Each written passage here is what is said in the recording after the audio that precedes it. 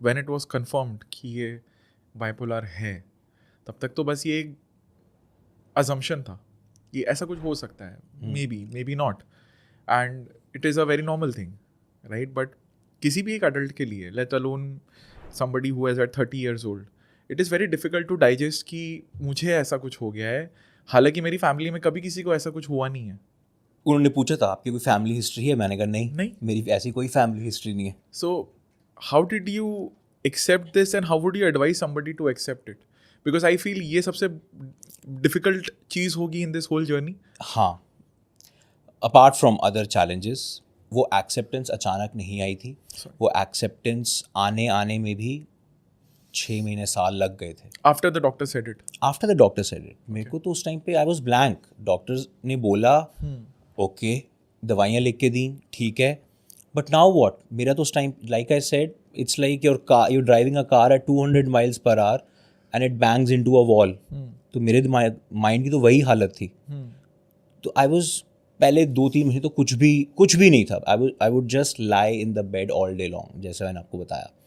फिर धीरे धीरे जब मैंने ठीक से खाना शुरू किया, I also did an art of living course at that time. अच्छा, श्री श्री रविशंकर. हाँ जी, वो भी किया था. तो मुझे याद है जब उन्होंने कोई क्रिया करवाई थी, सूर्यदर्शन क्रिया कराते हैं वो, और मेरे को 3 महीने बाद भूख लगी थी वो क्रिया करके. ओह वाह.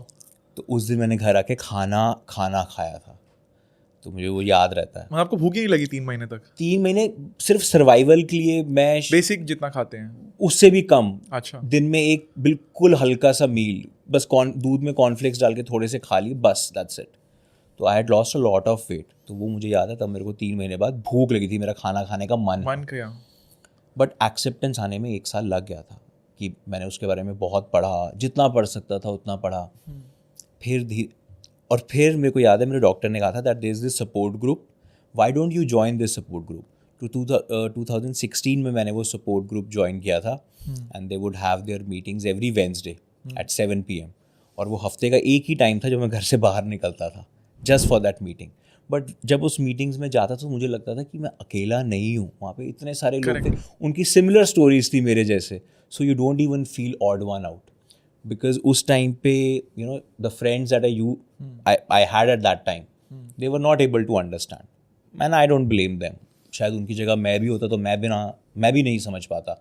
बट उस सपोर्ट ग्रुप में when you meet people who've had a similar journey like yours, तो एक रिलेटेबिलिटी आई.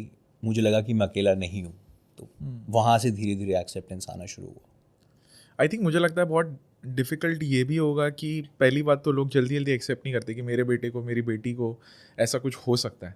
दूसरी बात ये हो जाती है कि in your case somebody took you to the doctor and then उन्होंने आपको एक सपोर्ट ग्रुप भी दे दिया. And right now I want to lead to this question before we move to the second episode is कि अगर ये support group नहीं आता लाइफ में, बिकॉज आई फील जब आप किसी भी ऐसी चीज़ से गुजरते हो, it is very important to know that you are not alone suffering in this pain, है ना? क्योंकि आपको हौसला मिलता है सबकॉन्शियसली, करेक्ट, कि यार जो मैंने किया है मैं अकेला नहीं हूँ. जब ये होता है तो आपको लगता है आप अकेले ही हो जिसके साथ ये हो रहा है. So I would love for you to like describe कि how important the role of support group was. How did it shifted your mindset कि जो भी हुआ है हो गया, बट इससे बाहर भी आया जा सकता है क्योंकि लोग आ रहे हैं जो इससे गुजर चुके हैं. लेट्स से जैसे हम डेथ सर्वाइवर बोलते हैं, let's say there are mental health survivors, like you are one of them, कि you have gone through whatever. एक टाइम पे रजत ने जाके रास्ते पे पैसे डाले हैं, बट आज वही रजत पॉडकास्ट पे आके उसके लिए अवेयरनेस क्रिएट कर रहा है. Now that is a very contrast of life. आप समझ रहे हो?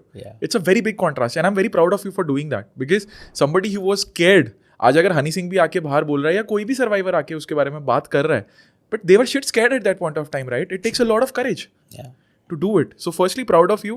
Secondly, I want to understand what kind of a shift this brought in you, the support. So support group mein I saw people from all walks of life. It had an author, a lady who write books.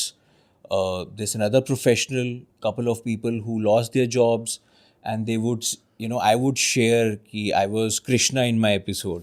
And another lady would share, I was Jesus. And we would all laugh about it. So things that tormented us, we could joke about it. जो शायद किसी और group में आप obviously नहीं कर सकते. And everyone would share their journey. I remember there was this 18-year-old girl who was going through a lot in her life, and she had even attempted suicide. So just listening to all those people, their journey, their experiences, कहीं पे वो कहते ना एक तूफान में हल्का सा एक कामनेस सी आने लगी कि यार होती हैं ऐसी चीज़ें, और बहुत लोगों के साथ होती है, तुम अकेले नहीं हो. It is just that we don't talk about mental health.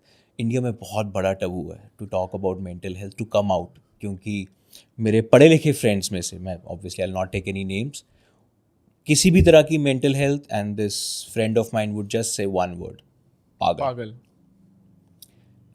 And that defines your entire personality.